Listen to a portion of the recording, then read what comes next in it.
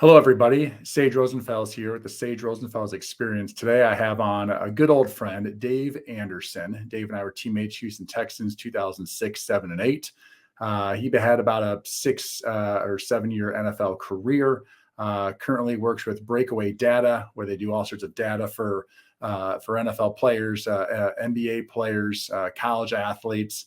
Super interesting. We talk about his NFL career, the Houston Texans, of course, working with Kyle Shanahan, working with all the coaches on that staff, and what it's like to be a slot receiver playing in the league. So I think it's a great listen. I really appreciate you guys coming on.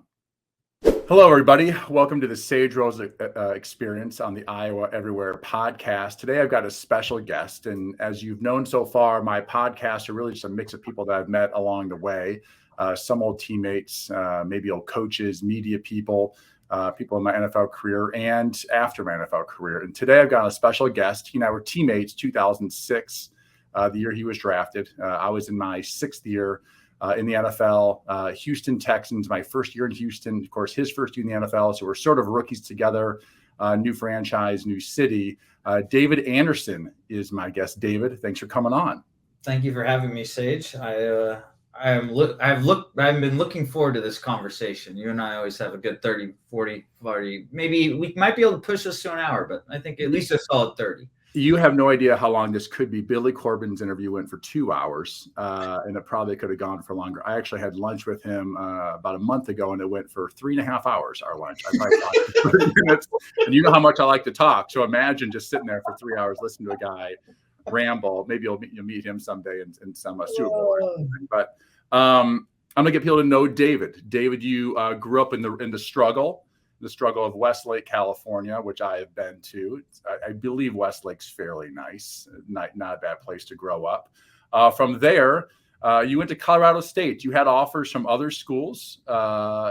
Academically, some really good schools in there. It looks like UCLA, Northwestern, Stanford, teams that were really interested in bringing you in. But Colorado State was your school. Talk to me about going to CSU, being a CSU Ram. As an Iowa State guy, I always had this like kindred spirit with Colorado State because it's engineering, there's ag, but they're next to the mountains, and Iowa State was not. And so it was this sort of obviously Colorado version of Iowa State. What was it like being a CSU Ram? So I actually did not. I wish I had offers. Stanford and UCLA were the top 2 on my list. They wanted me to gray shirt, so they wanted me to come in. I don't know if people do that anymore. They actually get held back in junior year of high school and then go early. But gray shirt was show up a year after for the next class. And I didn't want to do that. I was like, in consideration for the Ivies, had some opportunities. They don't give scholarships. So if you want to go to Princeton, Harvard, and whatnot, your parents got to expose their tax records. And God bless and God rest my dad's soul. But he lived in Guam and was not interested in exposing tax records. That's why he was in Guam. But it came down to Colorado State. There's a bunch of other Mountain West schools that recruit me at the time. Utah, but like I didn't know anything. Utah wasn't any good back then.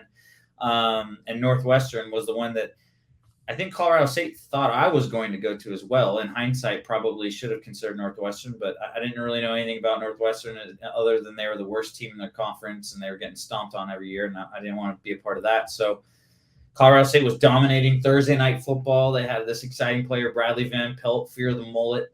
BVP was a run around. We had Cecil Satt. We had, they were talking about, they on average put about 5 to 6 NFL guys out a year. And I fell in love with Sonny Lubick, the head coach, on my trip.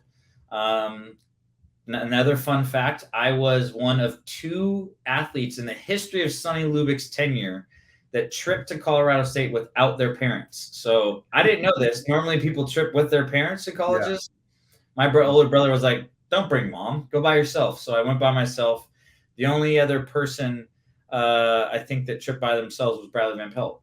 And so that was that. I think that was kind of a funny fact, but I tripped out there, fell in love with the city, the team, kind of their thesis on ball. They had really good coaches, really good position coaches. And I was evident as soon as you showed up, and committed right there, probably on the tarmac on the way home, I think is where they continue to pressure you. You know how it goes. And I was a Ram.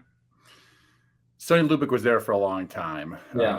Tons of wins, ton of stability there. How was his sort of philosophy maybe different than what you felt like some of your other teammates had? When you get the NFL and you talk about your college coaches, you probably had a view, okay, this is what my college coach is. What was he like compared to maybe what you heard from some other stories of some other players? He was older, right? So like, I certainly could the Bobby Bowdens of the world, the Joe Paternos of the world, the Sonny Lubicks. Who else was kind of like the older crowd, at that time? I don't remember, but like those guys who played at those schools, we certainly had a similar type of atmosphere around, and it was patient, it was methodical. There wasn't any panic. Everyone, and that showed up on the sideline. Fourth quarter, 2 minutes ago, there's no panic on anyone on the sideline. Everyone was very confident, calm. They'd been there before. They'd experienced this situation. No matter how random we, as players, we thought it was something they had seen, talked about, and addressed. That gave me a confidence that kind of lasted throughout my career in the NFL for sure. We need to get into that Brian Periani story eventually, but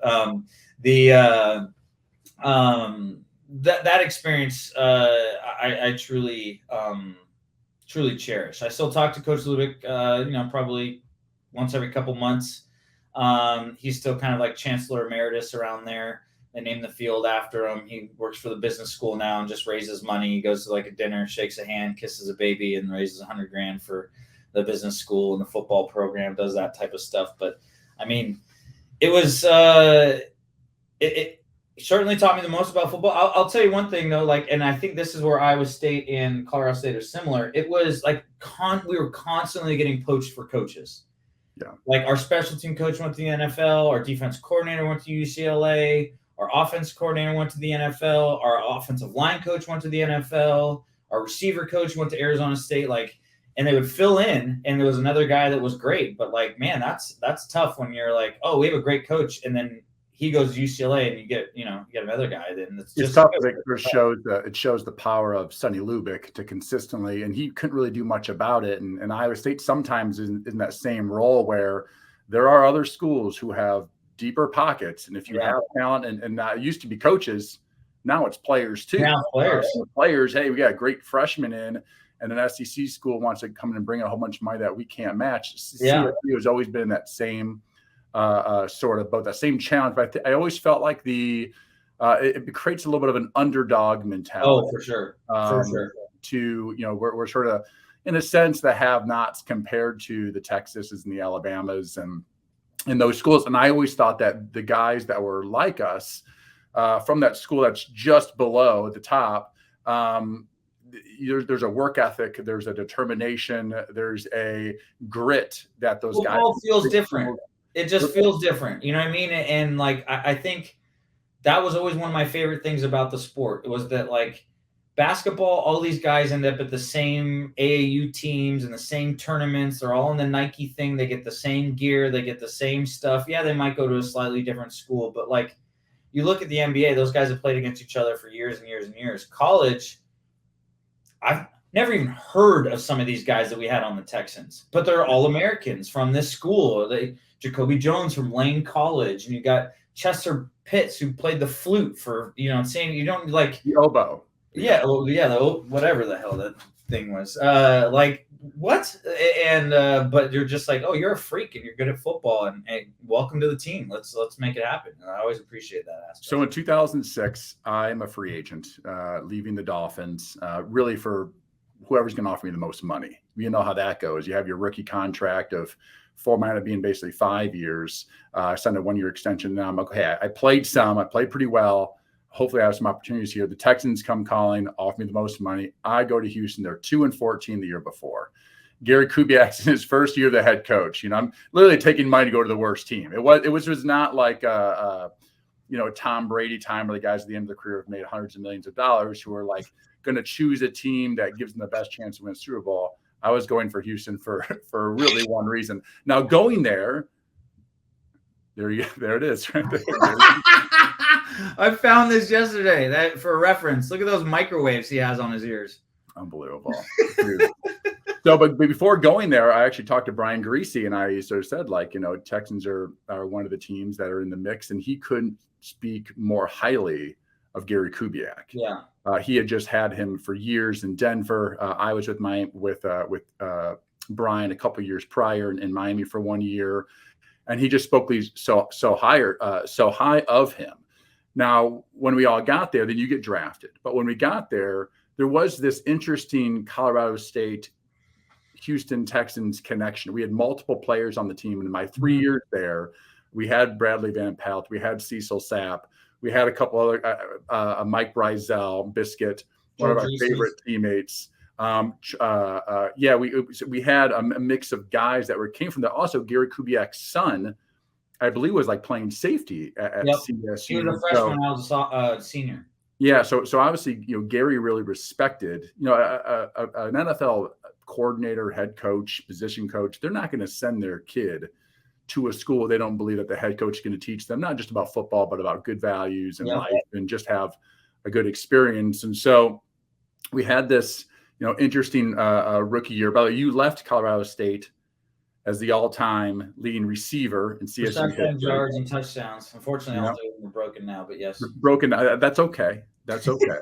And you were drafted 251. Now, Brock Purdy had said 262 this year. He was Mr. Irrelevant, which means you were close to Mr. Irrelevant. Yeah, I think 257 was irrelevant that year. Okay, so you were right down at the bottom.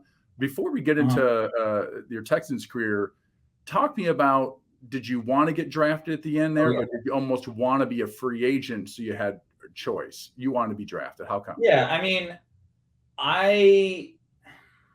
so like I did everything I could in college in terms of like, I don't think I left anything out there. When people are like, did you have a bad game? There was a game where I didn't have a catch against Wyoming, but if you put on that film, I was murdering guys in blocking. I had like 4 crackback blocks. I had we used to call those like a T-pull, where the guy come around. I was in motion. I came around and cleared out a will linebacker and stuff. I was like, I was definitely affecting the game. And so I thought, for what I was asked to do at Colorado State, I don't know how much better I could have done. I was pretty proud of my college career. Of course, there was like a ball here or there that I could have caught or dropped or whatnot. But in terms of like what I put on film, I was pretty proud of. And then I went to the All-Star games and I played against some of the guys that were ahead of me. The one guy that stood out was Greg Jennings. So I played at the East-West Shrine game. And I remember practicing and I'm being like, I'm better than all these guys. Like, I'm better than all these receivers. And then Greg Jennings had this play in the red zone. I think like he ran like an over, and he was supposed to run the back line to the end zone, but he got kind of stuck and he like swam this guy and jumped over the guy in front of him, caught it. And I was like, oh, that was very elegant. I can't do that. I cannot do that. I was like, I would have muscled my way and tried to get a PI there. It's like, I remember thinking in my head what I would have done. And so I didn't see any of the guys at the Senior Bowl, but I knew that like there was like 2 or 3 other guys that I had played against at Colorado State that were in the Senior Bowl. And I was like, I'm better than them. So in my head, and I think everyone thinks in their head, college is just like the NFL, and they're drafting college players for the NFL. They're not. They're drafting NFL players. Like these guys, and that took me probably till year 4 in the NFL to really realize why certain guys got drafted and certain guys didn't. Like I'm a 5'10". At that time, there was no such thing as a slot wide receiver. It was just a receiver. And they didn't know if you played in the slot or not. Of course, I did a ton in college, but that wasn't the label. You were just a receiver. And, I remember reading my scouting report, and they're like, the worry was that I had hit my upside, that I was not going to get any better.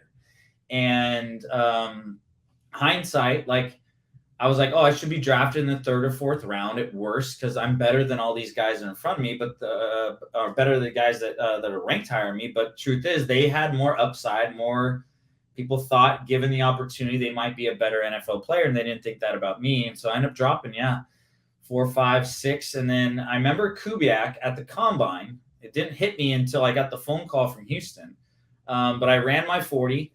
And Coach Kubiak says, hey, if you're available in one of our last 2 picks, we're going to pick you up. And I was like, yeah, sure, whatever. Like, that's what you tell all the girls. Because, that's – I assume that they're spreading that. You're still here at 1 a.m. Yeah, exactly. parking lot. Coach Kubiak was parking lot pimping me. Yeah.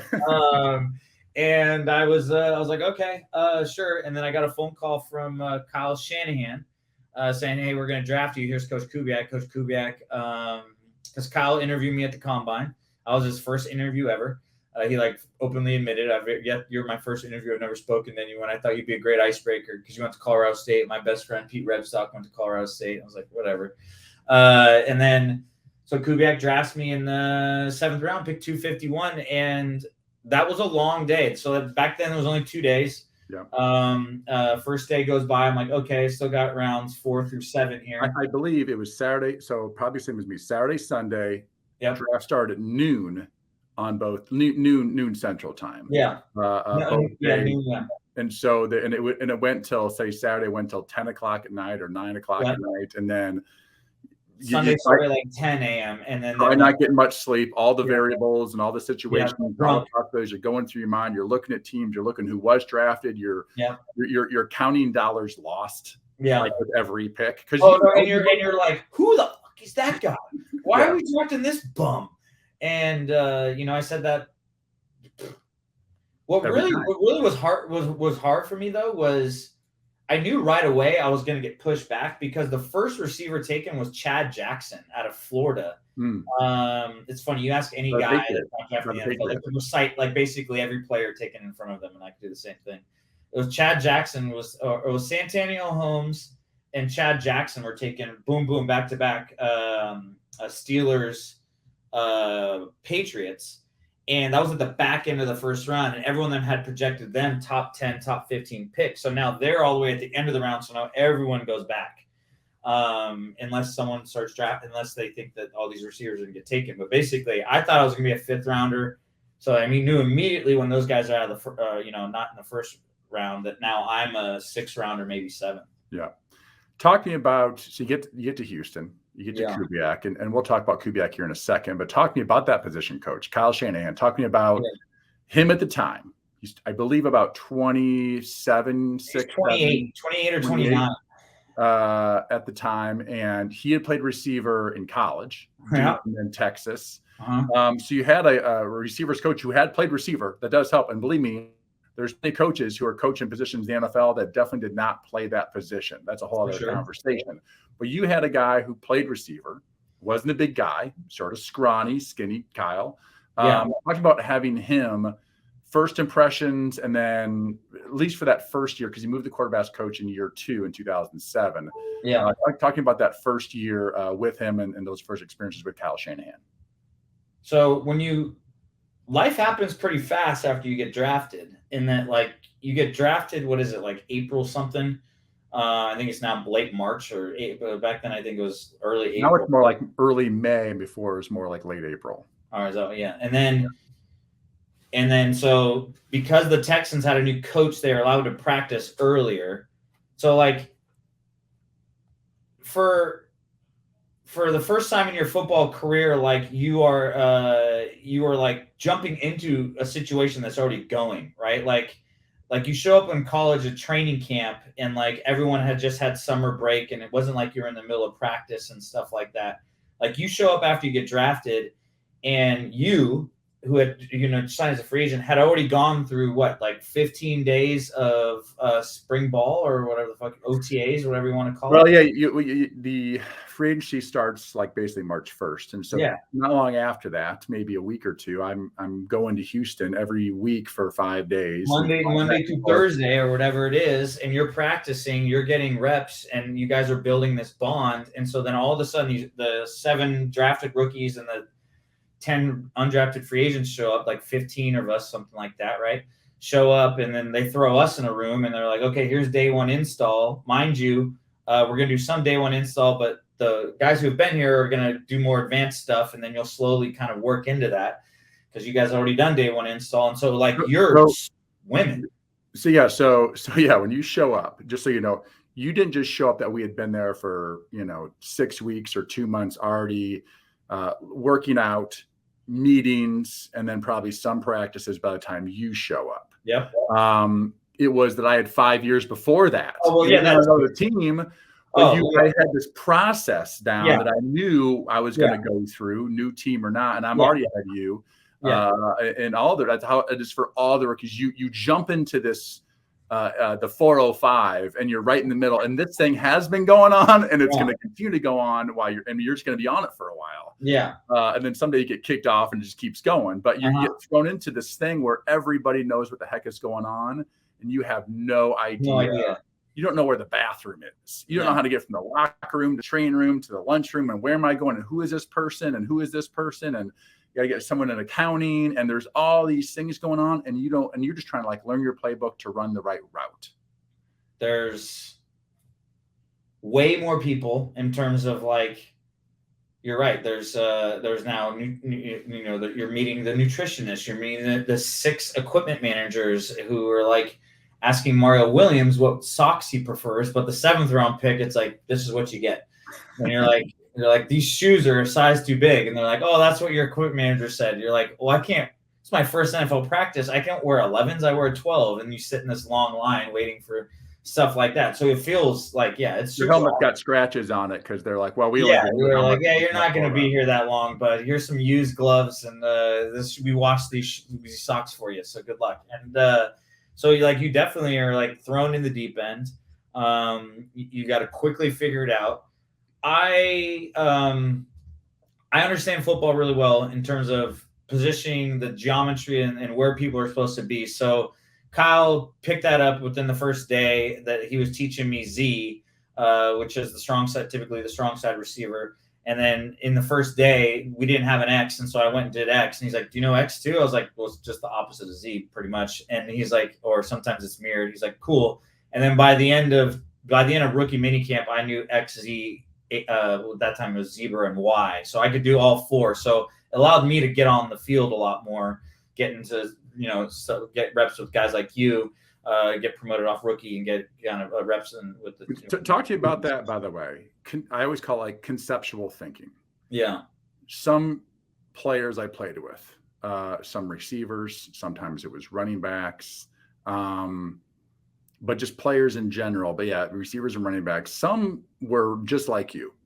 You see a play and you see what the quarterback is trying to do, and you're seeing like, okay, I can see over here's a cover 2 beater, and over here's a cover 3 beater, a man-to-man beater, and you can sort of see that, and you can sort of put those pieces of the puzzle together. And then there are some guys who, like, it feels like you have to put them at one position, and they get to have like 6 routes. Yeah. And you can't move them around much. You can't shift them much. They talk to me about what you learned from that. Over the course of your career, there's those 2 different types of like mindsets, and where guys really struggle. Because I'm sure right away you're like, oh, this guy he's limited. Yeah. So Kyle's a great teacher of the game. So you want to talk first about Kyle. Kyle and I was lucky enough that Kyle was my first position coach, and taught me how to see the game like a quarterback, but more importantly, taught me what the actual concept is trying to do. Right. Yeah. This is not just a play.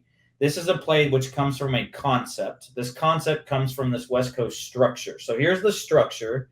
This is the concept within that structure. And then this is the play within that concept, right? And so, like, I was like, oh, I get it. So, like, I get what we're trying to do here. And then he was the one who really taught me, okay, now don't forget, we had David Carr that first year, and a lot of it was Andre Johnson and then backside goes. So Eric Moulds loved that. Eric Moulds loved to be the backside of the Andre Johnson goat. We will be here 2 hours if we start telling Eric Moulds stories. But so we didn't do a lot of like full field concepts, but we did it first, and then the playbook shrunk and shrunk as we saw. But Kyle really taught us like what was going on with our 5 eligibles and where they were responsible, what they were responsible for, and how you have to be in an area. It doesn't have to be exactly how this thing is drawn out, but here's why you have to end up in this space is because this defender is responsible for this space. And he either goes here to get you, in which case we will replace him, or he stays there, in which case you'll get the ball. So you don't have to run a route.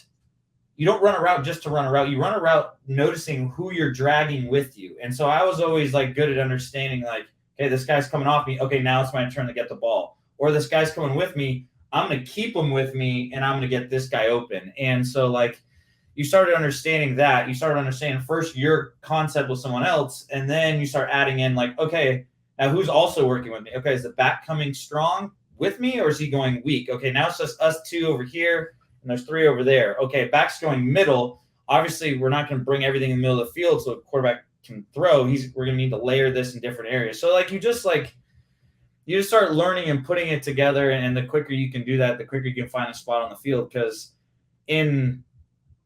I forgot, I think it was Mark Bruner taught me. He said, and he was my locker mate. Another thing that I was fortunate enough to have was like, you would first think like, oh, I got to win at my position. Like I gotta be the backup Z. And I remember Bruner's like, how you doing? I was like, oh man, I don't know why I'm not getting more reps here, blah, blah, blah. He's like, you just got to get snaps anywhere on the field. It's all about snaps.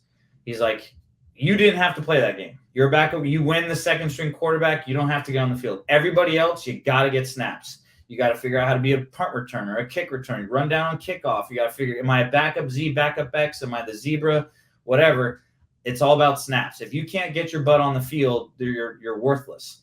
Every other position but the backup quarterback, you got to get snaps. And so like, he's like, find another spot, find another place to get a snap. And if all of a sudden you start realizing they're like, you get 10, 15 snaps a game, you're doing all right. Talking about Kyle's teaching of coverages, I thought that's what, for me, separated him, where previous coaches, like, here's cover 4 and here's some of the nuances of cover 4. But Kyle's just seemed deeper, more in depth, more detailed, and had like a better understanding of actually what the defense is being told. Did you feel that, working with him compared to other coaches? There were only a couple guys that threw Kyle for a loop, Troy Polamalu, Bob Sanders, and a couple other guys, safeties, who would just blatantly break rules. And we'd watch film, and he'd be like, Dave, tell me what Troy Polamalu is responsible for here. And I'd be like, well, he's blitzing the A-gap. And they'd be like, he's responsible for deep half on this side of the field. And you're like, what? And they're like, yeah, he's just assuming that there's no way that Sage is going to get backside to throw this ball before he creates chaos. And he just says the corner, drift back there. Don't let him do that. And so there was a couple of guys. Ed Reed was another one. And you could really only do that. Certain safeties had that kind of, obviously, freedom to do stuff like that. But what Kyle would do a really good job of, responsibilities are more defined the closer you are to the ball, right? And so like you can't be a nose guard and be standing outside of the tackle if your job is to be in that A gap. You can at most be like half a shade off, or maybe you're half a helmet off and you're going to swim and get over there. And so the closer you are to the ball, the more you have to be in position. And so like we're outside, and so you'd always look in to see like who is giving the coverage away. And so there'd be oftentimes in the slot, there'd be the nickel will would be the one that you're looking at. But if you actually look at like the Mike, or you look, even if you can look on the other side and see the Sam, you could start to see what those responsibilities are and put the puzzle together. So that's always where you start, as you look in, because corners can come in, come out, they can fake jam, they can even run cover, they could cover a deep third from a jam position if they had to. They can do all sorts of creative things. So you look out, but that's not going to tell you a lot. And so you look in, and then you can kind of look up top and see the safeties. Are these guys in concert, or are they not? And oftentimes if they're talking to each other and stuff, there's little subtle hits like, hey, Kyle would be like, look how he's repositioning this guy. Like they're obviously working in concert. If they're in concert, it can only be these two coverages. If they're not, he's going the other way. Like they're you know what I mean? So you start learning the game within the game on defense, right? When you're in college, you're like, they're not moving around that much. They're not like trying to trick you. They're not really studying snap counts. They don't understand like what the quarterbacks, they're not really analyzing you in the same way. You know what I mean? So it's definitely professional is what I would say.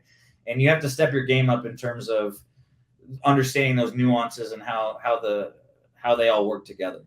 As a slot receiver, how much did you think about leverage?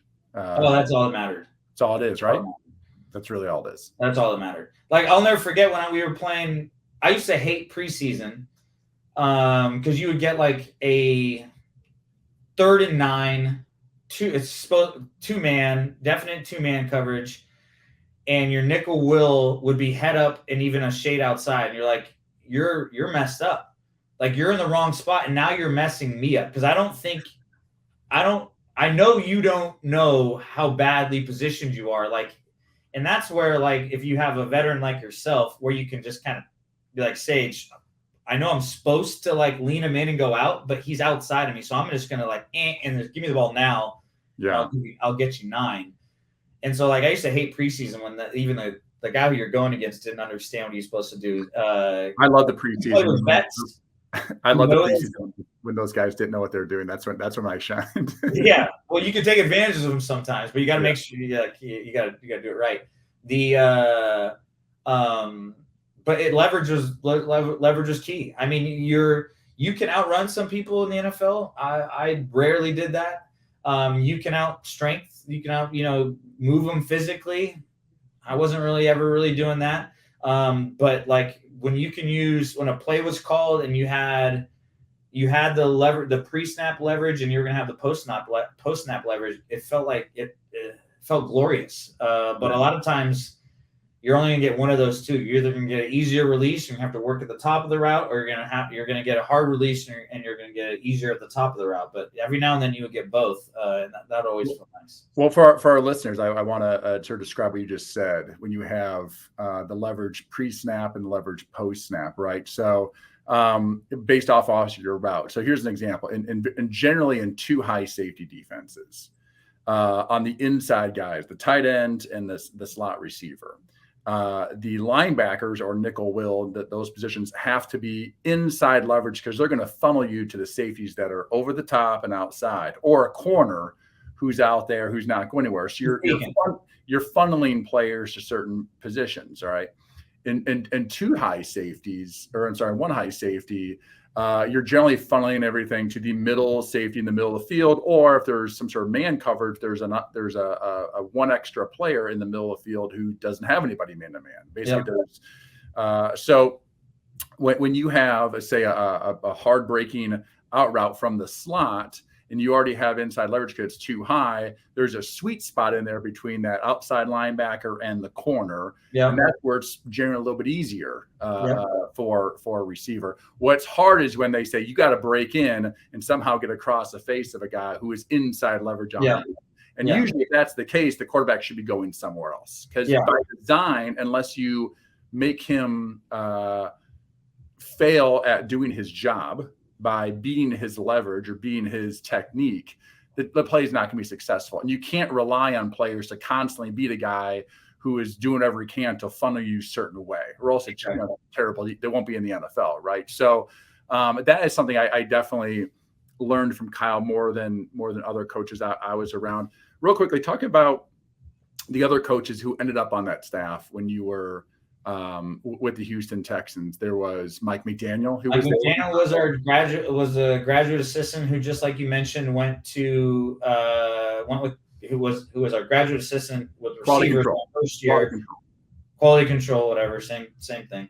And then when Kyle went to coach quarterbacks the next year, he went with Kyle the quarterbacks, and then Larry Kirksey came in, and Matt LaFleur was the receivers quality control coach. So those guys are both coaching. Robert Saleh was on the defensive side of the ball. D'Amico is who we were drafting with in 2006. And then we had, there was a couple others, right? There was, that's LaFleur, Kyle, LaFleur, McDaniel. Troy Calhoun. Troy Calhoun, who's coach of the Air Force Falcons, was our first offensive coordinator. That was rough. Mike Sherman. Mike Sherman went to Texas A&M. Mike Sherman went to A&M. We had who's on defense. Wade was there my last year, but we had Frank Bush, who's now outside linebacker coach for the Falcons. He was our DC for a while. So we had really good coaches. They're still either around in the league, still coaching ball. Obviously, a lot of young guys. I think the thing that Coach Kubiak really had, especially on the offensive side of the ball, he was an amazing communicator, and he didn't bullshit. Like, he cut me 3 times, and it was always like, Dave, here's the reason. Like, it wasn't a long, drawn-out reason. Dave, here's the reason. We're going this direction. Sorry, blah, blah, blah. And I was always like, okay. like, you treat someone like a man, because at that point, he knows I'm trying to pay for my life and hopefully my future, and he doesn't want to get in the way of that, and he was pretty clear cut. And that was the worst of times, but the best of times, he was very, very, if you got a compliment from Coob, you're doing really well. He didn't hand those out a lot. He did a great job. He always took the bullet for us, which I thought he almost did too much. Like there were times when the players blatantly fucked it up, like blatantly, and he would go to the media and be like, "Oh, that was my fault. I should have never had him in that position in the first place. It should have been done differently a quarter before, blah blah blah." And we're like, no, like Dave Anderson took that off the face mask. That's why they lost the game. We lost the game like 31-10 one time, and we come in on Monday, and he was like, "Listen, guys, straight up, guys played hard. Look into tape. There's some good things out there. We have a lot of things to clean up. We got outcoached. We got outcoached in this game. That starts with me. I got to do a better job communicating with our coordinators of what we're going to need to win the game." And he was. I mean, let's not forget that was his first time as a head coach, so he was maturing too. Like none of us knew. I think we knew that like he was a great coach, but like he would probably be the first to tell us if you got him on the Rosenfels experience that like he was probably a much better coach in Denver and probably even in Baltimore when he got let go, and that like what he was able to communicate, he picked and choose his battles, and a lot different because as a head coach, like you talk to these guys that are first year head coaches, you go from having a coordinator and a tight job description. Well, you go from a position coach, a very tight job description. Coordinator, a little looser. Okay, we're putting together the plan. Now, as a head coach, you're putting the plan of the planners, and you're controlling the culture, and you're communicating like and he wanted to call plays and stuff every now and then, and still get in that mix. And so, like, so he was still calling plays for at least the first year, or even two, I would say. I feel like the end of the second year, Kyle was having some influence. Third year for me, 2008. Kyle and him were mixing of who was calling plays and the healthy thing there. Another thing I learned from Kubiak was when you become an NFL head coach, you leave a coordinator job as he had done from Denver, and you come down to be the Houston Texans head coach. You don't get to choose all the favorite coaches that you ever coached with over the course of the previous 20 years. It's not like, oh, I worked with this guy in Denver. He's like my favorite offensive line guy. This guy worked with. If they're really good, they probably have jobs somewhere else, and then the team just let them go. And the NFL doesn't have that sort of fluidity of just allowing coaches to bounce around wherever they want. You're under contract, and so when you're 2-14, not a lot of coaches are like, "Yeah, I'm going to leave this job." I'm going to jump from my playoff team here with Tom Brady. I'm going to go join the Texans as the new offensive coordinator, coach a shitty offense. Yeah, that's not the case. Yeah, that's definitely an issue. Like, and people forget about that. I mean, that gets back to what we're talking about, Coach Lubick, right? You have good position. A head coach is really only as good as their position coaches and coordinators. And when those guys are getting poached, you got a good staff. It was pretty obvious we had some good young coaches, but they were all really young coaches and getting their reps in. Like McDaniel wasn't ready to be a head coach when he was he's 24, running around, holding a clipboard and trying to tell Eric Moulds what route to run. Like that's not. You hang out with the players sometimes. Mike would hang out with us. we won't throw any guys under buses in case we need some favors. What I find interesting about that Houston Texans staff. And I think the Texans are both sort of near and dear to both our hearts for various reasons. You were drafted by them. Yeah. I played the most. I had 12 starts in my career. 10 were in Houston over the course of really 2 years. And so you want that team to be successful. Like we put our heart into this thing of this terrible franchise in a sense. New franchise too. New fans. New franchise. Pretty new stadium. Like 4 or 5 year old stadium. We're trying to get this thing going. It's sort of like you were again like in that underdog Colorado State, sort of Iowa State position, and we put everything we had into it. And looking back, Kubiak and I don't know 2012 maybe gets let go, and it's been a real rough 10 years for the most part. I think they went to the playoffs once with O'Brien, but for the most part, a top 5 pick in the NFL draft. And a lot of times coaches, a lot of times owners, GMs don't really realize what they have on staff until it's all gone. And after letting go of Gary Kubiak, I mean, all the coaches that were there during his time are some of the best coaches in the National Football League. And they didn't have the wherewithal to see that, Kyle Shanahan was a special coach, to see that Mike McDaniel was a special coach, Matt LaFleur was a special coach. And now DeMeco Ryans finally, after, get back into the mix, is back into the mix, but also having coached with Kyle, these years. So that to me is sort of almost like it's like tragic as a bit of a Texans fan still, that they missed, that they've been now like they're chasing the ghost of Gary Kubiak's coaches. And you're probably like me. You thought, Gary Kubiak is the type of guy that I like. Mike Tomlin, I'd like to have him as my head coach if I'm an NFL owner for 15 or 20 years.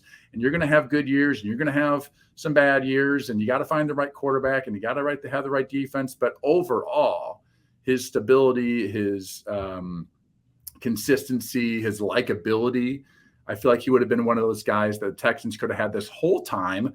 And maybe it, passed down when he retires, pass that down to one of his assistant coaches. And they didn't do that. And they sort of missed the boat on a lot of NFL wins, a lot of playoff wins, and of course some Super Bowl appearances, by Kyle Shanahan and those other coaches. It's really hard to get.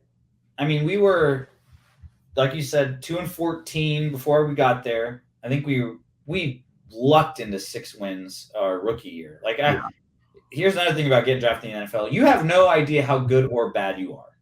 You just know all these players are the best players that you've ever played with today. You're lined up across from Andre Johnson in this. You're like, here I am, and there's Andre Johnson. I remember watching him in Miami. I'm the greatest, right? And then you're like, oh, preseason, these guys are good. And then I remember we did preseason, we practiced against the Saints. I was like, this Drew Brees guy's got it going on over there. I don't think they've missed the ball in 7-on-7. And I was like, ball hasn't hit the ground whole practice. You don't realize how good or bad you are, but it's so hard to go 6-10, 7-9, even win that number of games, and then get into the playoffs. And then you're in the dance, and it's a completely different situation. It's so hard to put together those wins. I have such a respect for those teams year in, year out that get up there and stay up there. But you're exactly right. I certainly have a soft spot for the Texans. Always want them to do good. I want to go back more. I want to be referenced as like a Houston Texan B- celebrity. That would be fun. Ambassador.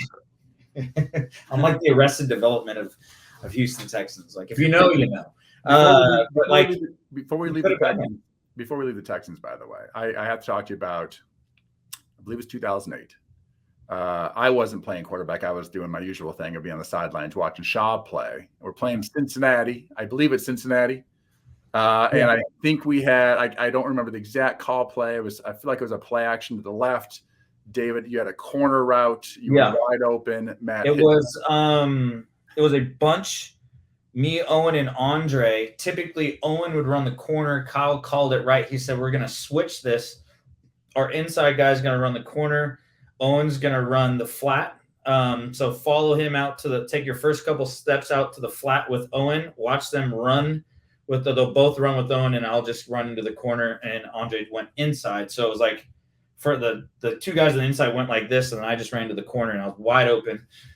You're talking about string dance and shot blocks.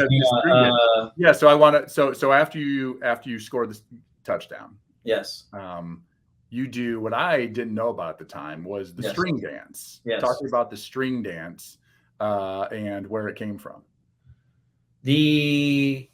I was kind of a latchkey kid growing up, and I had a TV in my room my senior year of high school, and I used to watch Conan O'Brien all the time.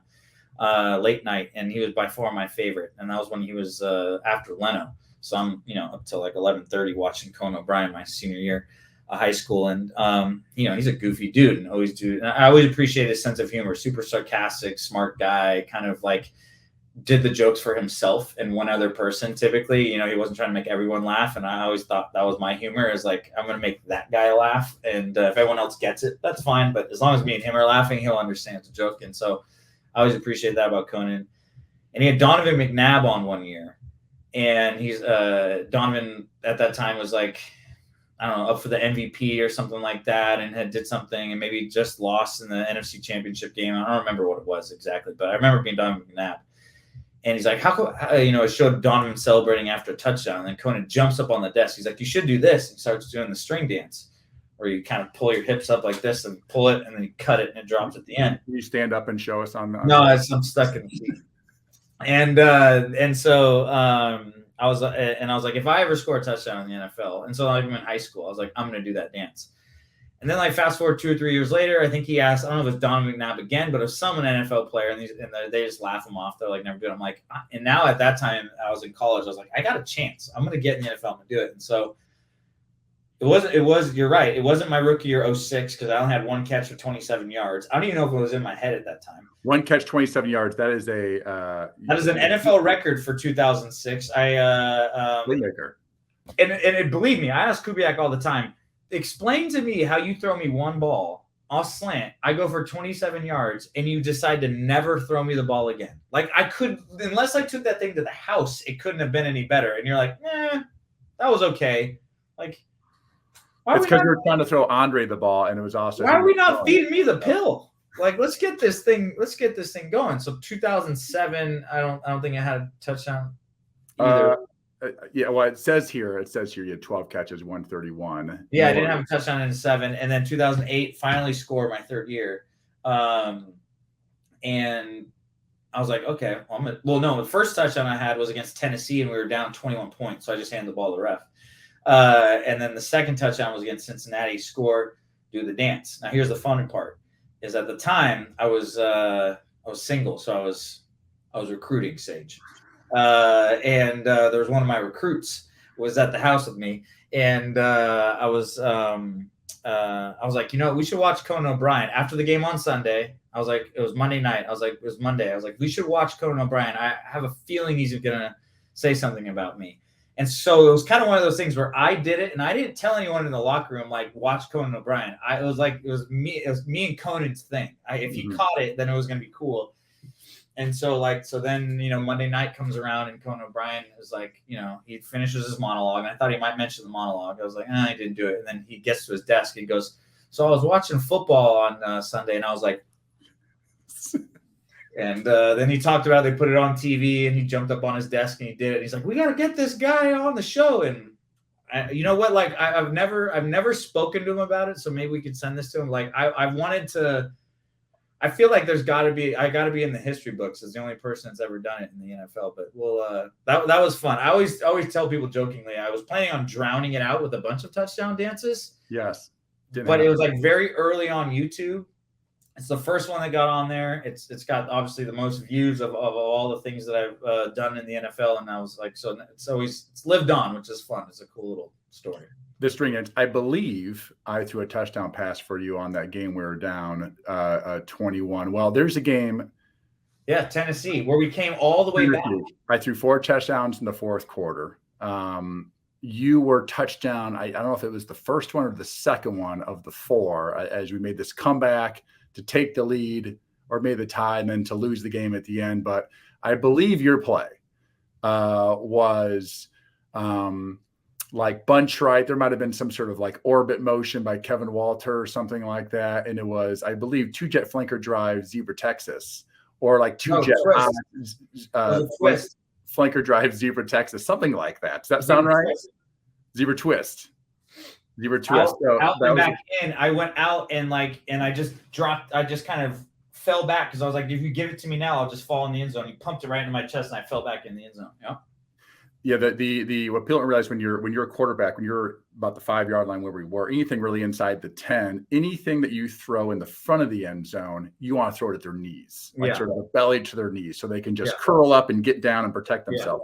The back of the end zone, you want to throw it high, so it doesn't get intercepted by a linebacker or something like that. So that was you call those a second base throw, like you're a second baseman, and the guy stealing second. You want to sort of get down and protect yourself. So that was I would definitely call that touchdown pass. I wish we would have had more. I The let the Texans. I let the fun Texans fact after. about that game, I recovered 2 onside kicks that game. That's right. Can we talk about that game? Can we talk about be a part of?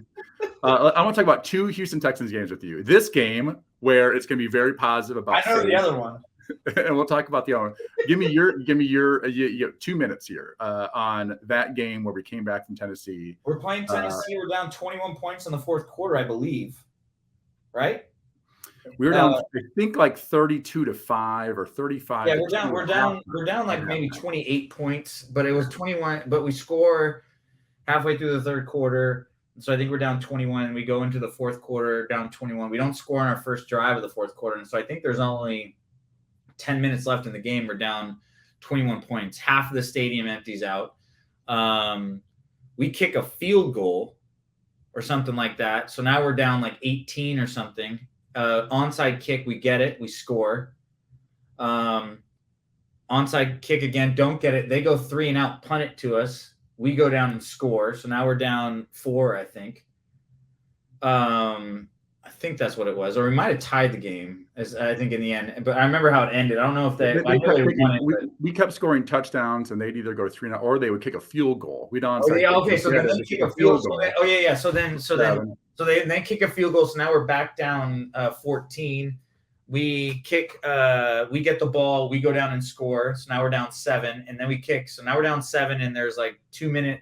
No, there's like a minute 28 left or something. We kick another onside kick. I get it again. We go down and score, and now there's like 48 seconds left. We scored pretty fast, I remember. And then we kick off normal, tie game. They run it back to like the 38-yard line. And I remember us being like, fuck. And then Vince Young scrambles for a first down at like the 50. And then they run all go, and we 2-man it. And then Vince Young drops back, and 50-yard scramble for a touchdown. They win the game with like 8 seconds left. He throws the ball in the end zone, and the half of the stadium that was there for Vince Young goes apeshit. And like the other half is I've never been so depressed in my life. We came back. That was so. No. Here's what I love about your telling of the story. You combined 2 different games. I know. No, I haven't. Yes, you have. You combined 2 different games. In this game, Kerry Collins was the quarterback, and Kerry Collins hit a back shoulder on the left-hand side on our sideline. It might have been versus 2-man to get him to like the 15-yard line, and Rob Barones kicked his 8th field goal to win the football game. A different game, I believe, maybe the year before, the year after, is when maybe the year before Vince Young's rookie year, 2006. Is when Vince had a run of about 50 yards in overtime or 40 yards in overtime to beat us and threw the ball in the stands. But half the stadium was there for Vince Young. I love how you tell the story, and it's 2 different games. I'm 100% positive. That's embarrassing. So I know the other one you want to tell us is the famous Rosencopter. Yes, let's talk about that Rosencopter game. Talk about your thoughts and feelings on that one. So it's one of those moments where Coach Kubiak took the blame, but it was pretty clear that your dumb ass should not have tried to jump over someone to try to make a play. But at the same time, I really appreciate what you were trying to do. So we're up 17? We're up 17. They score with about 4.5 or 5 minutes left. They score 4.5 minutes left. We drive down. Now we're up 10. We're up 10. We go down. They onside. We get it about the 45, 50-yard line. I get it. Hands team Anderson. I get it. We go. We get a first down, and it's like 2nd and 7. I think it was 3rd and 7. I'm going to say the play was like I left west, fake 18 Bob, naked left, Y corner or something like that. I believe. But here comes Sage, about to beat the Indianapolis Colts. We've never beaten them before.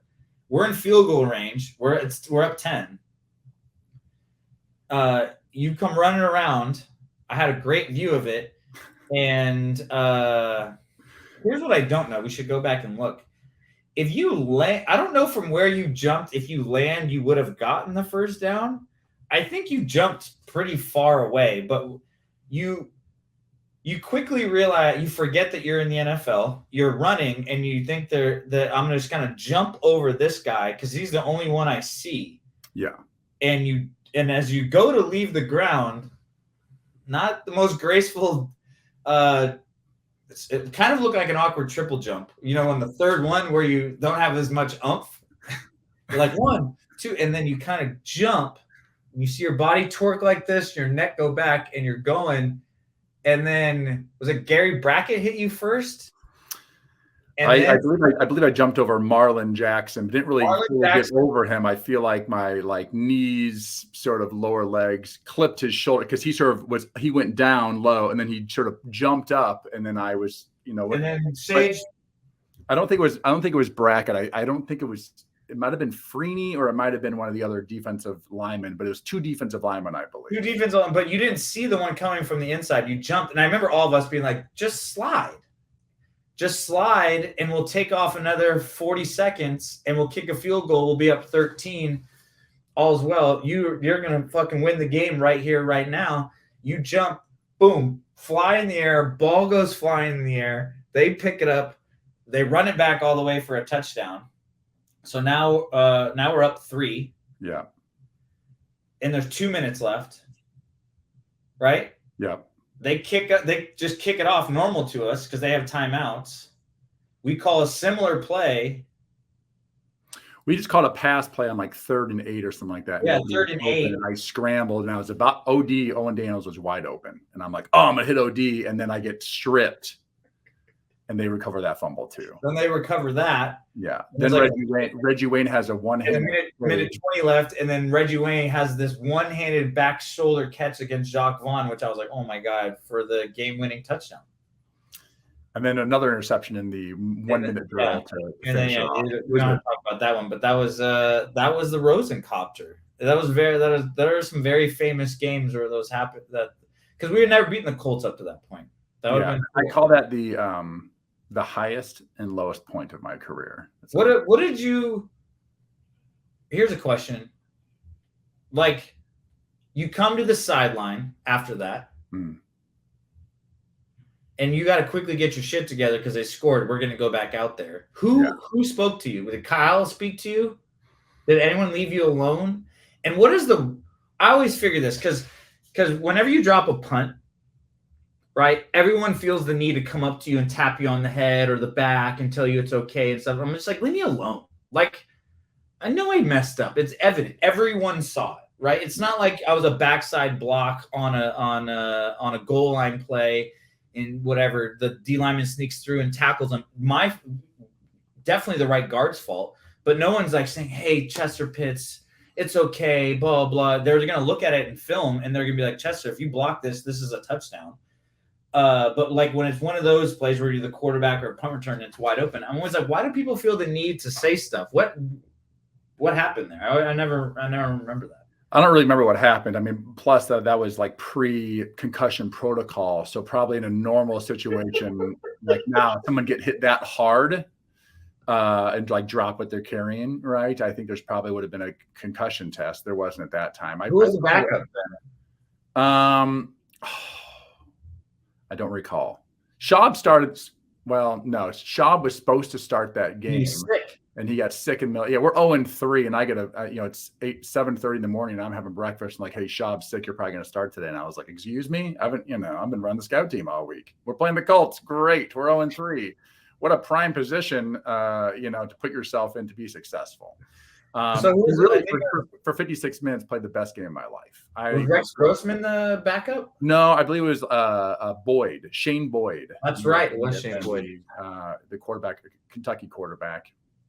So yeah, but for 56 minutes, I probably played some of the best football of my career. Outdueling, I mean, we had a 17-point lead on a healthy Peyton Manning, a very, very good Colts team.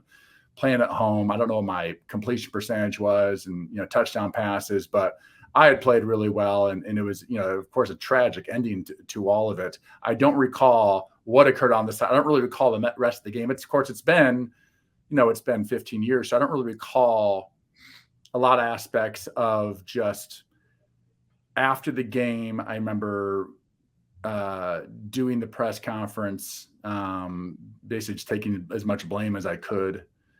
And then went into the training room, and I laid there on the training room table for probably an hour and a half, face down on the training room table. I didn't want to go out to the family room. I'm sure I think I told my family to like Go home. catch a ride home with the neighbors or whoever, at the game. I did not want to be seen. It was super depressing. Probably took me a long time to get over that mentally.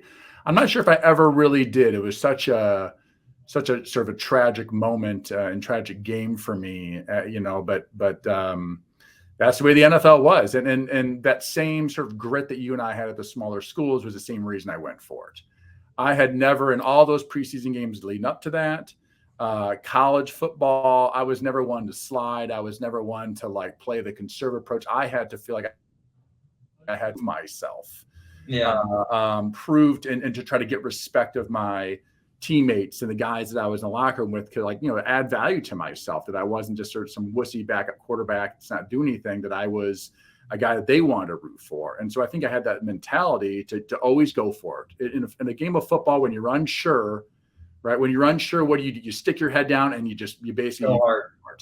That is, and I think different than Peyton Manning or different from even like a Pat Mahomes who's had a million reps at it. When you're a backup quarterback, you don't have all those reps, and you don't have all that. Your mindset is different. Always trying to prove yourself, and so I probably took off 5, even 6 yards from the last scrimmage, thinking because I had done that in Miami a couple of times. I had jumped over a couple people in Miami a couple of times. I was like an early adapter of being an idiot and trying to go over the top. Never had any bad consequences. If anything, I had a couple good, I think I made a preseason touchdown, a couple other. Yeah, you know what? There's an alternate world where you jump over that guy, go for 12 yards, land, give a really cool first down sign, and start the rest of the season. String dance. That's interesting. You think about it like that, because I remember my last year. I was on the Broncos. Not my last year, but one of my last teams I was on the Broncos. This is 2012. This is Tebow and Orton Broncos, and I was vying for a roster spot. And I remember thinking to myself, like, I gotta do something with this punt return if I really want to make this team. And I took it off the bottom of my face mask. I hadn't dropped a punt in 20 years. Took it off the bottom of my face mask. It was a new helmet I was wearing, and nicked the bottom of my face mask, hit my forearms, popped up, and hit the ground. And then I just got blah blah. And luckily we recovered it, so I didn't feel as bad as like how they recovered it. And it was preseason, so like no one really worries that much. But I'm in my head, I was like, well, I'm either never playing the NFL again, or I'm certainly not playing for this team. So I probably know that feeling kind of that you had there. Is it There's a fine line. There's a fine line. As Nick Saban described to me one time, a football team is a bus, and sometimes you're in the front, sometimes you're in the middle, and sometimes you're in the back. Either way, he's driving the bus, and he's in charge of who's on it and where they're all sitting. Yeah. And sort of like, listen, you might be in the last seat on the bus. Be happy you're on it, but you're also right by the exit door. You're the first one off. And when you're the 4th receiver, the 5th receiver, 6th receiver, trying to add value to this football team, you will literally do anything. And so you end up a lot of times pressing. Oh yeah. And trying to do something that's not natural, or make a bad decision because you want to make a big play so badly. It's a tough place to be in, pressure-wise. It's not a natural, and to be honest, it's not. I think the biggest difference for me between the NFL and every other level was like the comfort. I was never really that comfortable in the NFL because of what you just mentioned. Like, I think there was that one year where I got paid, where that spring ball I was comfortable because like it was Dave was starting at Zebra, and then going into training camp, I even remember like them taking a rep or two from me, and I was like, whoa, and I immediately locked it back down and just kind of got rid of that like comfort level. But yeah, I was never one of those guys who like, oh yeah, I just signed a 5-year, $35 million deal. I'm going to be here for 2 at least. Like, I can be comfortable and play like I played in high school and college. It just doesn't exist. It never existed for me in the NFL. Talk about, before we get to what you're currently doing, I want one last question about your career. Talk about the slot receiver. Yeah.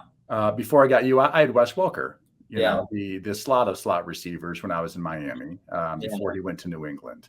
Talking about that position, and what you thought of it. There's all the positions in the football field, but slot receiver is this interesting one because it's a lot of times not really a starter.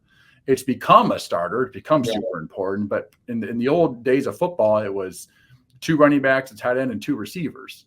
And then slowly it would be a 2 receivers, 2 tight ends, 1 running back. And then it sort of has gone to way more and more, 1 running back, 1 tight end, 3 receivers. Talking about that slot receiver and your view of it as a player who played that position. It can be one of the more dangerous positions on a football field when you're on the same page with your quarterback, because kind of what the stuff we mentioned before, where you and I understood the leverage, we understood the window, and I understood how ideally you were going to adjust your drop, because I was going to give him a little more at the top here, so you're going to hang on to it for a half a second, or hey, he's hanging all over for me. If you want me here, you're going to have to throw it early, because like I'm going to turn and I can't run outside to get open. You got to give it to me now and put it low or something like that, right? Like if you get on the same page with your quarterback and you're in the middle of that field, you can be dangerous, and you can just constantly, if you're lucky enough to be a first down player in the slot, you can steal 7 yards, you can steal 12 yards, you can steal 4 yards, you can do a quick swing and get 6. Like those slot players, when they're on the same page with their quarterback, because the ball can get out of your quarterback's hand so fast, because you don't require a ton of space, but just enough to get us yards and to get us in a good position, and maybe break a tackle and you go for 22 yards or something like that. Like it's a very dangerous position when you're on the same page with your quarterback, and that means also being on the same page with your coordinator. Is that like they give you the leeway to do this stuff. When your slot position is running a lot of clearing for guys to come underneath, then you're not really taking advantage of what a slot can do. Because to me, like a lot of coaches like doing that. They like running this vertical game and like running people way over the top. And you have to do that every once in a while, but that requires a different set of timing, a different amount of protection, a different type of arm from the quarterback. And certainly you're open in a different place in the field. Well, and usually you want a guy that's clearing out to be extremely fast. Yeah. You want him to scare the bejesus out of the safety. Yeah, you want everyone to back up really fast, and then the other guy comes in and gets clearing out. But a lot of times slot receivers aren't the burners. A lot of times they're the quickness guys or the agility guys. They're the separation guys from those underneath players. And so if you have a quarterback, and we were always kind of on the same page, where you're like, yeah, this is a 5-step drop, but like I'm going to Dave here, so I'm going to take 3, and then 2 is going to be a shuffle, and I'm going to find a window. Because based on this 2-man leverage, I know Dave's going to press in and break out, and I'm just give it to him a little dart. Like that's where you see Mahomes like hitting the Kelsey with those, tight end in a lot of ways is a slot. They're hitting those guys with a little pass like this. You're not traditional 5, step up and then throw it. You're not doing that. So like to me, the position Kyle did a great job of utilizing slot option routes where you and the quarterback just need to get in the same page of which way you're going to go. Or you're looking at the defense and the leverage and protection the same way as a quarterback. They can be pretty deadly. Where they fall apart is if you just bring them in on 3rd and 7 in their small packages. And I think that's what teams need to really, and that's what the good offenses do. They're committed to a type of offense. You got to know what you're going to get. Like with Kyle, he doesn't have a great slot player, but he manufactures that with motion. He does it with that number 44. Debo can do it in different ways. Certainly has Kittle work in the middle of the field. They have guys like that. And then you look at like a guy like Hunter Renfrow, like he has Devontae Adams clearing out the outside, and then he gets to work everything from basically 7 to 12 yards from the numbers to the outside or from the numbers to the middle of the field. Like that's plenty of room for a slot player. So like you got to find, it's like any position in sport, really. Like you got to find the right coach, quarterback, and that all pairs up nicely, and you can do some powerful things. But to me, it's NFL, the game is a lot more like high school. These are our studs. These are where there's some mismatches, and this is what we're going to try to do to get them the ball. In college, you can out-scheme players. You can do something clever. You can do like whatever. You can run nickel the whole game and stuff like that. You can't do that in the NFL. The players are just too good. The players are too fast. The coaches are too good. Like, you're like, this is our best player. Like, we're going to try to give him the ball in 3rd and 2. Like, this is what it's going to look like. You know what I mean? It's pretty simple in a lot of ways. The one thing that I found very interesting about the slot receiver position when I was in Houston compared to other teams that I was on was that, of course, you're in the slot. You're a couple yards from the either the tight end or the left tackle, let's just say. But how Kubiak and Shanahan would involve you guys in the running game. Sure. You were so important on, if you're just all spread, there's that defensive end that's outside your left tackle, and his gap is the gap between the left tackle and whatever's out, whether it's a tight end there or a receiver. And so he would bring in guys like 190 pounds, 185 pounds, and you're trying to cut off Dwight Freeney. You're trying to cut off Jared Allen. You're trying to cut off some of the best players in the National Football League. Yeah. And you could do it because all of the action looked just like the run. Yeah. And your job was to cut off just like as it was a run. And the Freeneys and the Jared Allens of the world were so concerned about their gap responsibility, because at the end of the day, football very much in the running game is all about gaps. Yeah. That, I'd be like, man, David's to my left there, and there's Jared Allen or Freeney or whoever it might be. And I'm going to run a bootleg that way. And I'm hoping that Dave gets him, slowed down or cut off or whatever, chops him down, cuts his knees out or whatever. And I come around there and there's plenty of room. Yeah, there's no one around, and they fully have taken the bait. And here we are having our slot receiver blocking one of the best players on the other team. That to me is a huge advantage for an offense. Well, you mentioned the first part has got to all look the same to do your players a favor, because if it looks awkward, players smell that out. And there's no way you can actually block Dwight Freeney. That would happen every now and then. Like, I have a good story I'll show you about the Raiders, but the what you first mentioned was slow down was the key. I think that was the difference. I told that story about Colorado State when I was playing against Wyoming. I was just like clearing people and blocking my face off. Like, Kyle's like, this is the NFL. Arian Foster knows he's got like a split second for you to block, just like you mentioned, Jared Allen, Dwight Freeney here. Get your hat in front, get low. He's going to knock you over. We understand that, but I just need this. You need this. Aaron needs this much space, and he needs this amount of time. Like, that's all he needs, because he's going to have to put his foot in. He knows he has to go. Yeah. And the great coaches make Aaron aware, this is your situation, what you're working with over here, right? Like if you're going to come backside, it's got to be a quick decision. If you're not, press front side, because this guy's going to be chasing you after a split second, because you're not protected over here.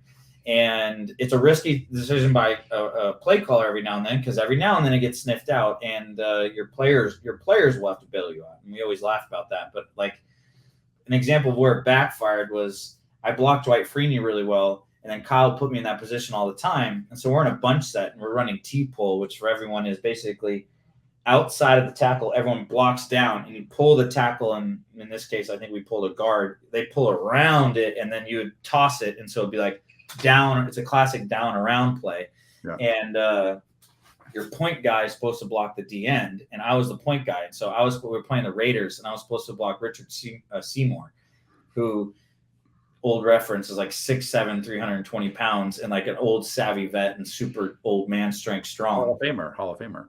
And he just points at me and he goes, T-pull, T-pull, T-pull. And I was like, change the play. And Andre Johnson starts laughing. And Andre's outside me, and Owen's like, what are you going to do? And he's saying that in my ear. And I'm like, I was like, what? Because I had to hit Richard, but now Richard was head up on me. And I was like, it's not my responsibility anymore. And Andre's like, don't leave him. And I'm like, So now I have Andre, like, I'm not supposed to block anyone head up, but I was clearly supposed to block Richard Seymour when he was there. But now he knows the play. And at that point, I'm like, this is Kyle's fault. Like, we should switch the play, go the other direction. Or this is Kyle and Schaub's fault, but they didn't want to switch the play. Hike. Richard Seymour literally picks me up and tries to run me into Andre Johnson. And I'm like backpedaling like this. And Arian gets the toss, and I just go limp and fall. And Arian gets like, tries to make something out of nothing and gets like -2 yards. But I remember running back to the sideline, And Kyle going, what the? And I'm like, oh yeah, that's my fault. Yeah, I'm the one to blame there. Like that's put me in a position to be successful. But you're right. It's about making the design and the play action, everything kind of feel the same. But yeah, I mean, we shared going for days about those Texan teams and whatnot. It wasn't from a lack of creativity on that offensive side. We had some very explosive plays and players. Our offense was a strength. I mean, we never had until Aaron got there, which was after me. We didn't have like a premier running back, and we were usually top 5 in the NFL in offense. And Schaub led the NFL in offense one year, went to the Pro Bowl, was MVP of the Pro Bowl, led the NFL in passing, and he wasn't Aaron Rodgers or Dan Marino by any means, right? And so there was something special about that offense, which of course now we're seeing that thing is, of course, changed and gotten better and gotten more challenging for defenses. But a lot of those basics are still there. When you watch the tight splits and some of the play action and some of the concepts are still there. It's amazing to see where that has gone. And what also is amazing to see what has gone on is what after you got done playing. Yeah.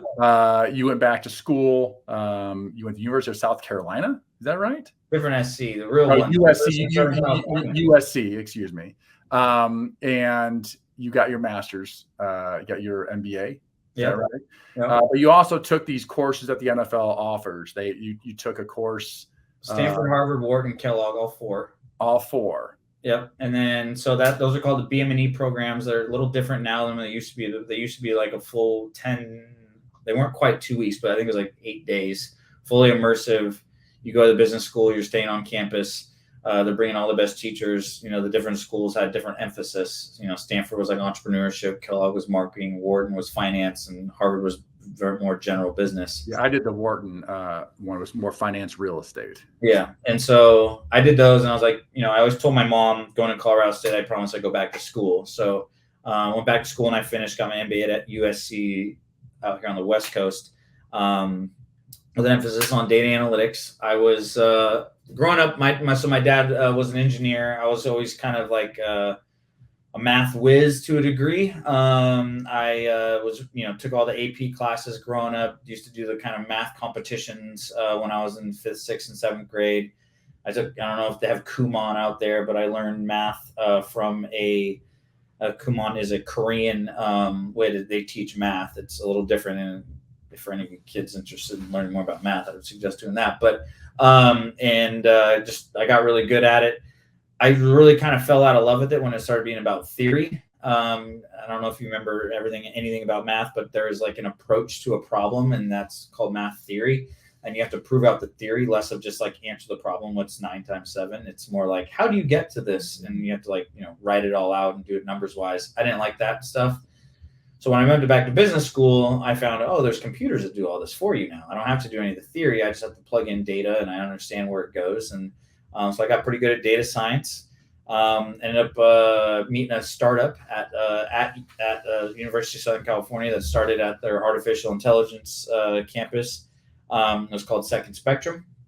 And they do all the tracking data in sports. So kind of luck was have it paired up right when I was finishing football was when all of this GPS data, there's chips that now on players' shoulder pads that tells people how fast they're moving, where they're moving, and whatnot. If you want a simple explanation, geometry class, XY coordinate, Sage is 0.35, I'm 0.15, how far away are you? And you do that calculation. And so that's what you do, but at 26 frames a second, and with 11 people on a football field. So it could get pretty fun and complicated. And I just found that aspect really interesting, and that I knew this was coming in sports. There, Brad Pitt was just in Moneyball, and all of this was a wave coming, and should I get involved in that? And it seemed like a natural fit. It was my way of being involved in the game without having to be a coach. Which is basically when you're done playing. Unfortunately, there's no senior tour for us football players.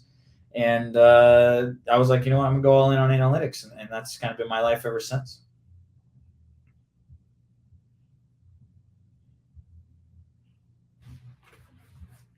So now you work with BreakAway Data. That's Yep. your company. It was named a top 10 most innovative sports tech companies by the Sports Business Journal. Yep. Talking about BreakAway Data, what your role is in it, and really just what you guys do over there. So after I left Second Spectrum, I noticed that there was a huge gap in the industry, and that a lot of this information was always given to teams and leagues, and was never delivered to the players, the people actually supposed to put it into action. I think football players get a bad rap. They think we're just a bunch of dumb jocks, but in actuality, we're probably the ones who incorporate numbers and analytics more than any other sport, right? We know coverages and 3rd and 7, and here's my formations, and here's what I should be looking for. Here's what I can ignore. 1st and 10 is a certain play call, certain things we do, certain things you don't do, based on where we're at in the field, the time, and whatnot. Baseball, time is irrelevant. Maybe inning is somewhat relevant. Maybe the outs are somewhat relevant. But you're pitching against me, and if I hit it over the fence, that's the best outcome, and it can happen anytime. So while the baseballs of the world get a lot of credit for being Moneyball forward, I think football is very ripe for that opportunity. So we started providing back. Our thesis at BreakAway was, let's give the athletes back this information. So we started from that perspective. We signed deals with the NFLPA, the Players Association, that says all players are allowed back all this information that they get. And so we started doing that for the NFLPA, we WNBA, we got NWS, so we got all the major leagues and professional sports and players associations agreeing that the players should be allowed their information. And then what we do is we package that up and we learn a lot from the professional athletes, and then we take those insights and we provide it to college, and then now we're going to start providing that to high school. And when you work with professional athletes, you come to find out, and I'd be curious your opinion on this, is that good data, good analytics, of course, if you're a pro, it's high numbers or high velocities or whatever.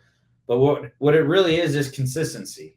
And you and I know that better than anyone. Like, if you want to make the field as a 7th rounder, you got to be on the field every day to start off with, and you got to be reliable.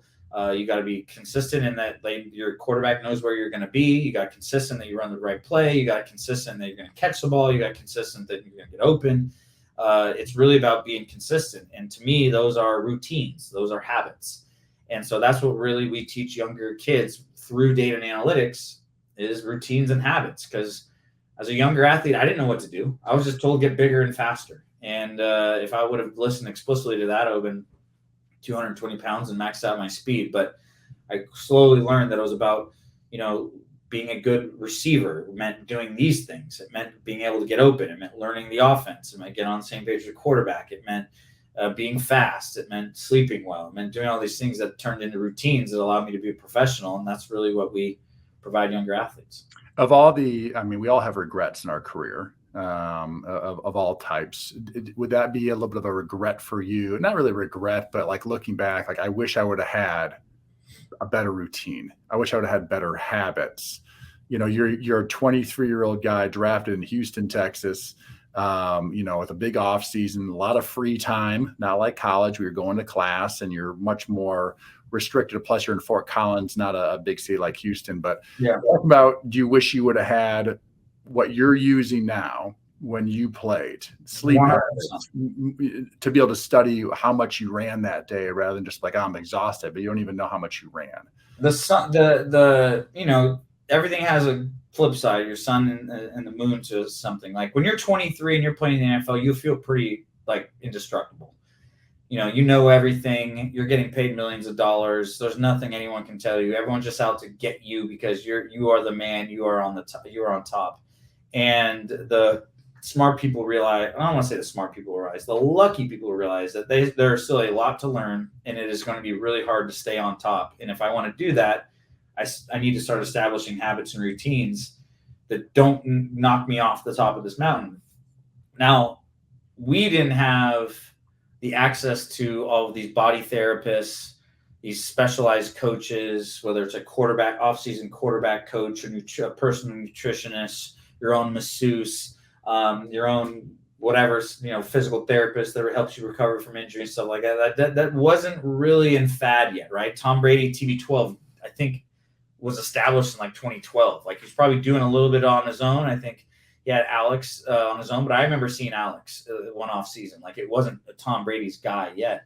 And so like those things had not been established. I think those are common beliefs now, and how data and how this information can help you, and guys are applying that a little more. But oh my God, I would have, looking back, I should have been spending hundreds of thousands on my body and on my mind to stay sharp and to stay ready, because it's those incremental losses that end up adding up, right? Like tendonitis is what got me. Like tendonitis is completely avoidable.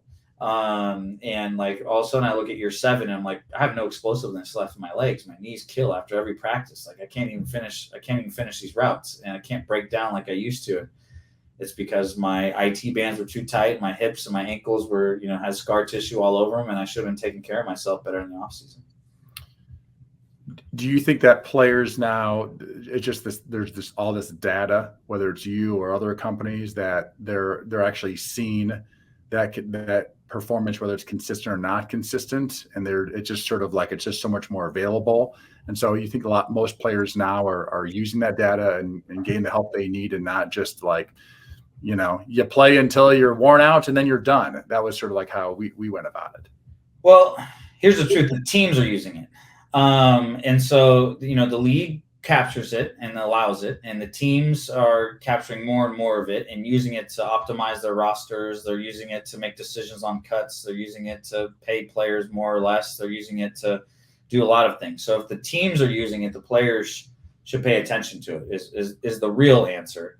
As many as I wish, no, not yet. I think still some players have the same attitude that I had when I was 23 years old, that like really can't really tell me anything. I just made $7 million last year. What are you going to help me? Oh, you're going to help me make $4 million when I'm 30? I'll talk to you when I'm 29 is what, you'd probably say. So, like that's the hard part about the industry, but I think that's coming down. I think data was also for dorks like myself for a long time, but now, I mean, what's the first graph that you ever saw? Like, well, it's interesting. Iowa State, did they teach it? Do they have graphs at Iowa State? Yeah, we're like an engineering school. We love the graph. Like a bar chart. What's interesting for me is that football, its history, the attitude or the mindset had been, and I think that's changed drastically over the last 10 or so years, was they relied on some stats, but not data. The data of, they would just have player, we would just run. Summertime and in college, man, you just ran sprints. There was no like precise exactly how much is best for us for our performance and for this or that. It was just, this is what we have on schedule today because this is what the book says of our off-season program, and you're going to run this much. And if somebody leans over or doesn't touch a line, we're just going to add some more to it. No impact on or no thought on how much that's impacting all the other athletes who are tapped out and not may end up having an issue because of overuse. And it is amazing to me that just data in general. I mean, we all know the internet and Google, also known as like Skynet, there's just so much data nowadays, but it's so powerful. Data can be used in so many ways, and to use it as an athlete just gives you a huge advantage over doing nothing. And, it's something I regret, but I think at the time also I never made those big numbers. And so, maybe I get a massage every 2 months. I probably should be getting that like every week, like your body is your business in the National Football League. And I think I was always like, I don't want to spend too much on my body because it's expensive, tens of thousands of dollars. I mean, I remember meeting a guy one time and he was like Dwight Freeney's chiropractor. And Dwight would fly him around to all these away games, and he'd show up and give him the chiro before the game and the night before and probably after the game. And it was like his whole manager of his physical self. And I'm like, I've got the team trainer who probably doesn't have my best interest at heart anyway. And the strength coaches who are doing their best, but there wasn't that individualized expertise of me, and also probably emotionally on top of it. I mean, if I'm an owner, like if I'm the Texans right now and I own this, I mean, there's no reason not to have 20 physical trainers. Like everyone should have. Cost you more than anything is losing guys. Like how often do we were like, man, if we would have had so and so all year, we would have been great. Like if we would have had some like, and a lot of times I don't want to say they're all preventable, because sometimes they're not. Whatever, it's like a broken something here or there, or a complete accident, but a lot of times like, oh, Andre Johnson, hurt his hamstring for 3 games, and then we had to do this, and it's like, why do we have hamstring issues? Like that's a joke. And like, so like, I think teams and certainly players have smartened up and like, oh, I gotta take care of my body, and I gotta get used to that. Like, I also think it's like data exposes the good and the bad. It also doesn't have an opinion, or it doesn't have a soul. So like, you have to realize, and it doesn't, a lot of times it only has what context you provided. So it doesn't know that like, dad was in stands and that's why you hit the home run or whatever. You know what I mean? Well, Like data doesn't discriminate. it doesn't discriminate. Yeah. And Based so off like of someone's like preconceived view of that player, however they look, big, tall, small, whatever it might be.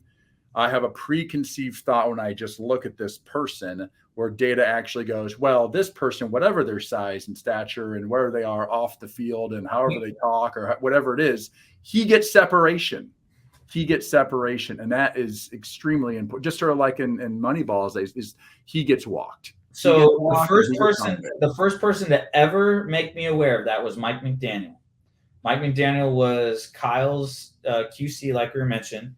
And I had, for players who had over a certain number of catches, so you had to qualify, you had to have over 40 catches, I think. And I had, at my third year, I had like 47 or something, I don't remember. It was a certain number of catches.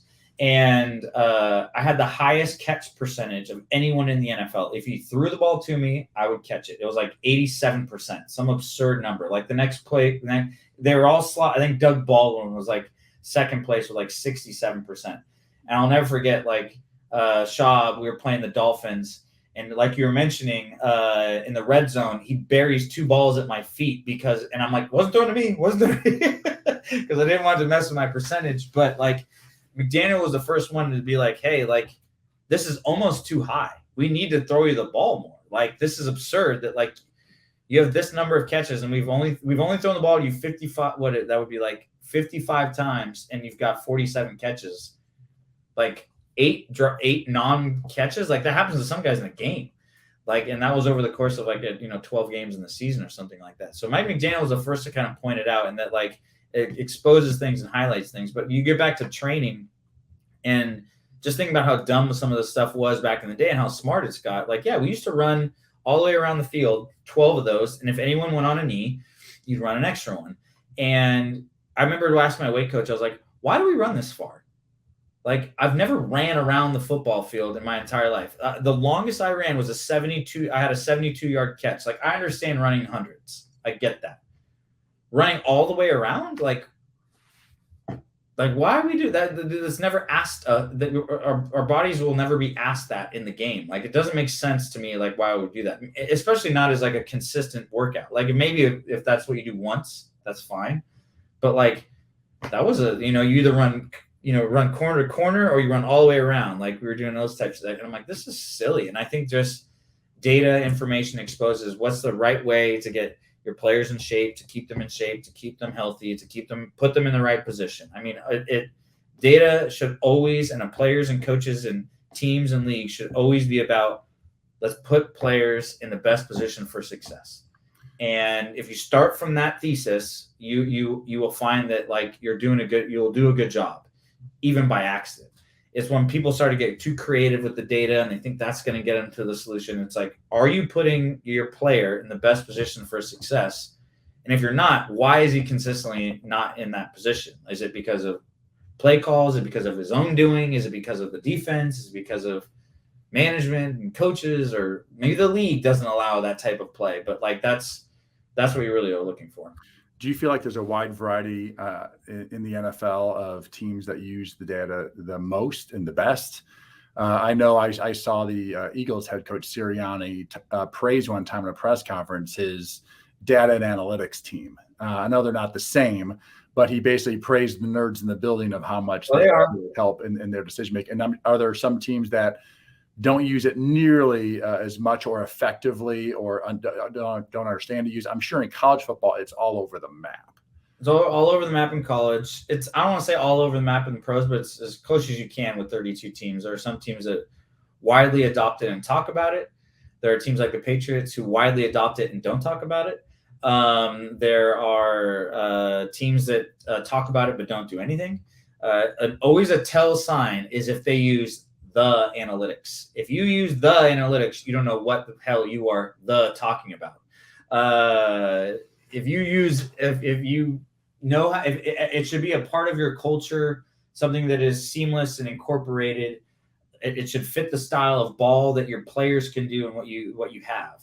If you're using data to drive too much of the decision and you aren't listening to Sage on the field, doing a play call, saying, "Hey, I know we like to go for it on 4th and 3 here on the 50, but my left tackle's busted and whatever. My tight end is fucking concussed. Like let's just punt. Let's just punt." I remember I was in LA after our careers over, and you were working for your previous company and trying to figure out some things. But one time you described me sure what you guys did, and one of the things was like in the NBA, when someone shoots a basketball, how far are they from someone else when they shoot that basketball, and then of course the percentages of it that goes in versus misses. But who makes the contested shots and who's the guy who just sort of hangs out in the corner. And there's a wide variety in the difference as to your 3-point shooting percentage is one guy's might be 40% and the other guy is 38%, but the 38% guy way better shooter. It's Steph Curry who's like creating all the action. The other guy, my man George Niang, who just stand in the corner. Thank you, and I'm just going to upload this nice 3 ball. So I would have said this is like the thing we always talk about. So like it's a measure of space. Every sport is about creating or taking away space. And the example you're using is someone who there's a clear difference between someone who's a good shooter and someone who shoots good shots. And they might have the exact same shooting percentage in the end, but a good shooter can shoot whether he's contested or not. Someone who takes good shots is just always shooting wide open threes. And they both, just like you said, they might have wildly different shooting percentage, but if Dave Anderson's just waiting in the corner for his shot, okay, blah, blah, here it is, boom, boom, and I hit 40% of them, that's pretty good. But if Steph Curry's yin and yanging out there, boo, fade away, whack, hitting threes. Well, it's the value of the player. The one player is sort of interchangeable. You can go out and around the league and find this guy who plays this role where he's not a creator and his job is to play some defense, but to hit those open threes. And the other guy is a guy like Steph Curry or whoever that's the creator. And the value there is vastly different, even though at the end of the day, they might make the same amount of 3-point shots. And data will help you there. In sports where there are the more people, the more moving parts, it's harder to find that. And I always find that interesting about football, in that a lot of people think, general managers and stuff, they think certain players are easily replaced because they make it look easy. And it was the play call that got Deebo Samuel open half this time. All of a sudden you put in another guy and call the same play and it never works. And you're like, and you come to find out that it had a lot to do with that player and what he's able to do. And it takes a highly trained eye to see that. And I always thought Bill Belichick is probably the best in the NFL still to this day at understanding the difference between a player who can do that and the play call, right? There are certain players who are just, they're not getting the right chance. The play call is kind of screwing them. Bring him in here in New England, run these type of plays for him. Like he'll kill it. Look at the film, and they do that, and that's just he knew and knows how to use players' talents. Yeah, he puts you and gets back to putting the player in a position to be successful. Like it sounds silly, but it is really hard to do, because when you got 11 players and one play call and one ball, it's hard to find a fit for everybody in a certain play, because sometimes you got to put Dave Anderson on Dwight Freeney and pray to the good Lord that he doesn't come off the edge and spin Sage Rosenhammer around. Well, that's where it takes the right call, because on the right type of design of the call, it gives you an advantage to then where you can actually block him. If you're just dropping back and you're blocking him, that's the wrong call. So yeah, the design of the coordinator, the creativity and the understanding is such a big impact of the NFL. Dave, we've been on for quite the time. An hour and 38 minutes. I'm looking at the clock. I enjoyed seeing you at the Super Bowl per usual. Next time I'm in Manhattan Beach. Manhattan Beach, come on down. Free drinks on Dave. Free Not drinks for anyone listening, everybody else. I sincerely do appreciate you coming on the podcast. Is there a website or anything? Yeah, at BreakAway Data, breakawaydata.com. You can email me, Dave at breakawaydata.com if you really got any questions. I'm about educating athletes on their information and the data out there, pro, college, high school. If you're a parent of a child and you're wondering how they can get better, look us up, hit us up on all the Twitter and internet boxes. We're there. I'm passionate about helping athletes get better. I love sports. It gave me the career that I have. Not crazy enough to be a coach, but this is as close as I'll get. Well, Dave, I appreciate you having me on. I'm guessing the data says that if I don't work out rarely and that my workouts are like 30 minutes of a few push-ups and some sit-ups, that I'm not going to be the same athlete as I was when I was 25 years old. I would suggest doing something a little explosive every now and then. Okay. But as in the words of John, our one of our offensive line coaches, flexibility and a healthy colon, Sage. Those are the keys to life. Enough of your consternation. All right. We got to go. Dave Anderson, thanks for coming on. BreakAwayData.com. Dave at BreakAwayData.com is his email. I really do appreciate you coming on, and I'll be seeing you soon. Later, Sage. Thanks, man. Thanks, Dave.